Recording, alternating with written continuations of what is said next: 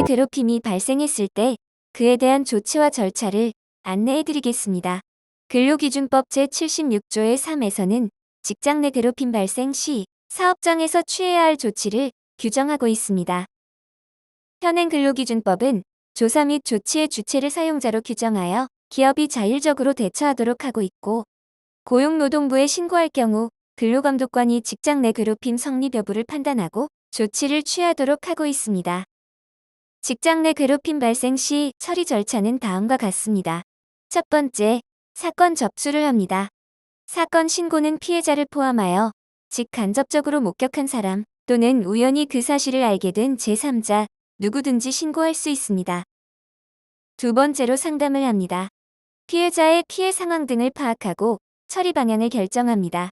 이때 피해자에게 사건 처리 절차 전 과정이 비밀로 유지된다는 점과 신고인에게도 비밀 유지 의무가 있음을 알리고 비밀이 보장되는 공간에서 상담을 진행합니다. 세 번째로 조사를 합니다. 조사에는 약식 조사와 정식 조사가 있습니다. 약식 조사는 피해자가 행위자의 사고, 재발 방지 약속 등 당사자 간의 합의를 원하는 경우 약식 조사로 피해 사실을 확인합니다. 정식 조사는 사용자가 직장 내 괴롭힘 사실에 대해 객관적인 조사를 하거나 취업 규칙 등 내부 규정에 따라 조사위원회를 구성하거나 외부 전문가를 통해 조사를 해야 합니다.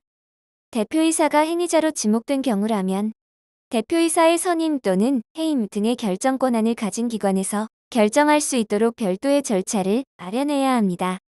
대면 조사는 피해자, 참고인, 행위자 순으로 진행하는 게 원칙입니다.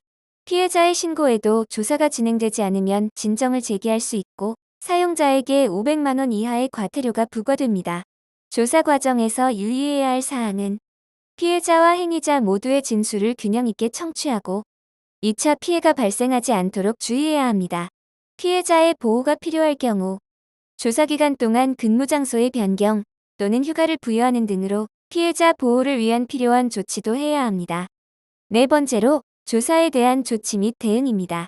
당사자 간 합의를 원할 경우 행위자는 괴롭힘 행위를 중단하고 피해자에 대하여 행위자가 직접 사과, 재발 방지 약속 등 피해자의 요구안을 받아들이고 이행하면 사건은 종결됩니다. 괴롭힘 사실이 확인된 경우 행위자의 대상 조치로는 징계, 근무장소 변경 등 적절한 조치를 취해야 하고 조치를 하기 전에 피해 노동자의 의견을 들어야 합니다. 또 피해자 대상 조치로는 근무장소 변경, 배치 전환, 유급 휴가 명령 등이 조치를 취하되 피해자의 의사에 반해서는 안 됩니다. 마지막으로 피해자에 대해 사용자는 직장 내 괴롭힘 사실에 신고 피해 주장을 이유로 노동자를 해고하거나 그맞게 불리한 처우를 해서는 안 되며 위반 시 3년 이하의 징역 또는 3천만 원 이하의 벌금에 처하게 됩니다. 이와 관련하여 자세한 사항은 광진구 노동복지센터 홈페이지 또는 전화로 문의해 주시기 바랍니다. 감사합니다.